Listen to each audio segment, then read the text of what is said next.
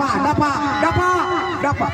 Namun bola diambil lagi oleh pemain Kecewa, langsung ke depan ditahan lagi oleh Dapa. Ini di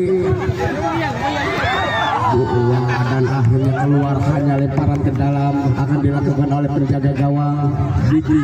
Ini langsung Diki ke depan yang dituju Odang, diambil lagi oleh Dapa. Ini Dapa maksudnya kepada Rujuan, namun bola diambil lagi oleh